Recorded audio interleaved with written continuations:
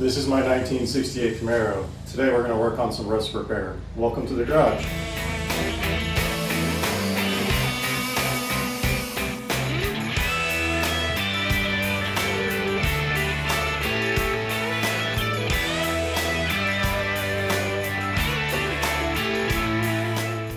If you guys watched my brake rebuild video, you remember this is the rusty spot we found on the frame.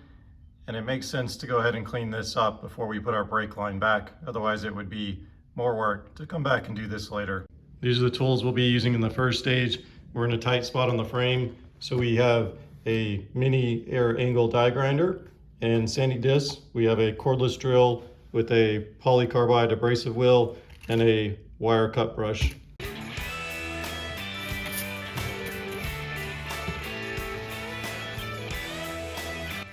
Cleaned about as much as we can with the simple green.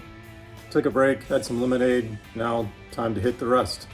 We're just gonna put a little bit of oil here in the air grinder. Helps the tools last a bit longer. Let's see if we can get these brake lines a little bit further out of the way.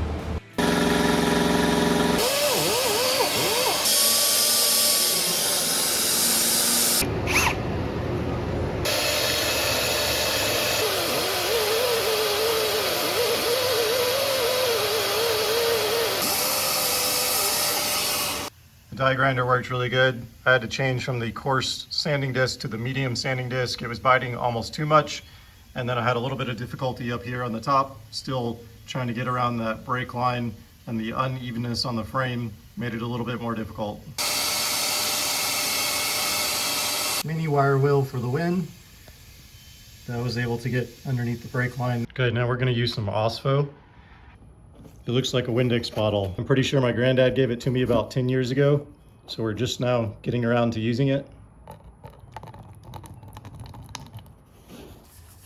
We're just using a very small amount. We already got most of the rust off.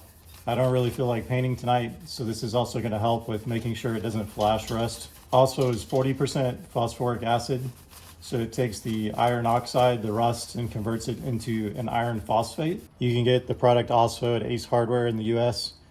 There's also a similar product called Klean Strip Concrete and Metal Prep, which is only at best 30% phosphoric acid based on the safety data sheet. So Ospho being 40% is actually a little bit stronger than the Klean Strip brand.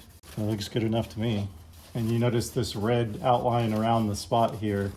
That's pretty sure just red oxide primer. I don't want to get phosphoric acid all over the frame, but there are little spots here like this, so I'm just dabbing it on with a Q-tip. So that's pretty much it.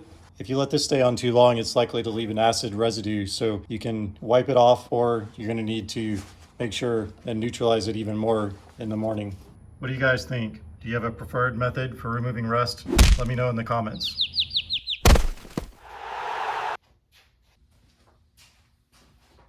To recap our progress so far, we started with mechanical abrasion to remove as much of the rust as possible. Then we used phosphoric acid, Ospho, to remove any of the remaining rust and convert it into an iron phosphate. Today, we're going to try to finish up. We'll start with neutralizing the acid with a wax and grease remover. You can also use water. So I'll show you in a minute, but it often leaves an acid residue. So you need to remove that before you paint to make sure you don't have adherence issue with your paint, especially if you're using something like an epoxy primer. And then we'll scuff up the paint that's left there to try to make sure we adhere good. The product that I chose is called Zero Rust. It's low VOC, so it's safe to use in a small attached garage.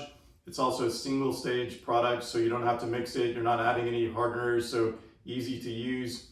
It's also not a moisture cured product, so unlike Pore 15, or some of the other rust encapsulators, it's not going to harden up if we open the can, use a little bit, and come back to it later. So that's the choice for today. And then we have an assortment of paintbrushes and acetone to clean up whenever we're done. This white outline here, that is the residue left from the phosphoric acid that we need to make sure we clean before we put any paint or primer back on the metal. Wax and grease remover. Going to scuff up the existing paint a little bit.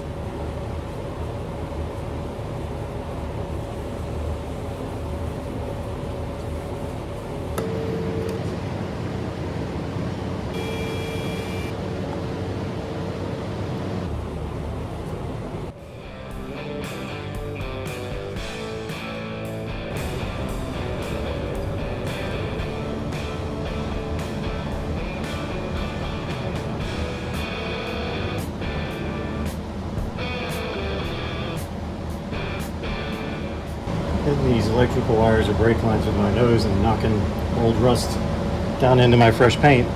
That's fun. So it happens when you got a big nose. This is our second coat. See if I can do any better. You're supposed to do 2 thin coats.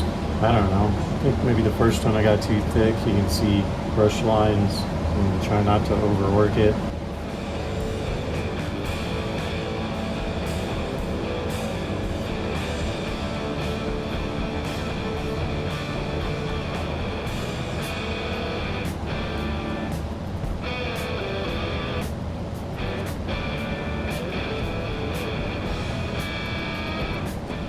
I would have liked to been able to pressure wash, clean it up really good before I started this process, but the car is still not running. So if you have any tips on how to clean up while the car's in the garage, or also just painting around all the nooks and crannies with the engine still in the engine bay, let me know. That'd be a big help. We got a lot of brush strokes in the paint. I have a few reasons why I think maybe that happened. So the first one is we're fighting 90 to 100 degrees Fahrenheit in the garage and about anywhere from 60 to 80% humidity. We lost maybe a little bit of working time with the paint tacking up too quickly. It felt like I was trying to paint glue. The second reason, I probably recoated too soon. If you're brushing on Zero Rust and not spraying, you should really wait 24 hours between your coats. The third reason, I'm still not sure that the paint was mixed well enough. I tried using the paddle mixer, but Zero Rust has a very high solids content, and I can tell looking back at the video, it was still very thick when I poured it.